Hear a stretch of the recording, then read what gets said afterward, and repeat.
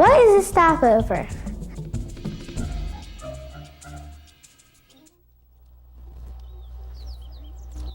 Back.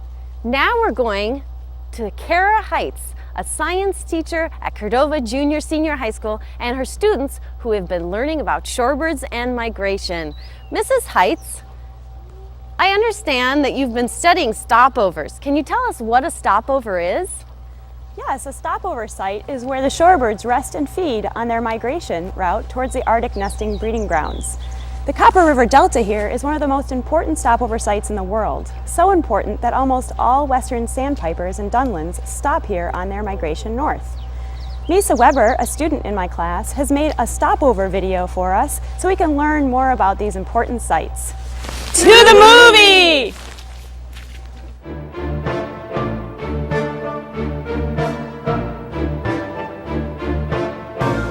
What are all these birds doing here, and why? The answer is because the Copper River Delta is a stopover for migratory shorebirds. But what is a stopover? A stopover is an area where shorebirds can stop to rest and feed. These stopover sites tend to be small beaches, prairie potholes, inland lakes, and estuaries. Stopover sites may be small, but are full of food and support concentration of thousands or even millions of shorebirds every spring and fall. The Delta is possibly the most important concentration site in the world. While the birds are here, they gain 2 times their body weight in fat. Where do the shorebirds go from here? They keep heading north 800 miles to their next stop, which is the Arctic tundra breeding grounds. Without places along the way that provide an adequate food supply for the quick replenishment of fat reserves, shelter from predators, and water for rehydration, places referred to as stopover sites, these travelers are doomed.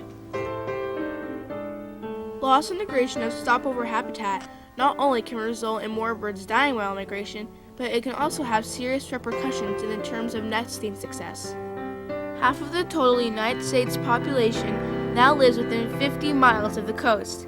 Projections for the year 2010 predict that this number will increase by 60%. This population pressure, combined with accelerating rates of coastal erosion and rising sea levels caused by global warming, presents the monumental conservation challenge. Stopover sites, such as the Copper River Delta, are very important to the survival of our world's shorebirds. What can you do to save stopover sites?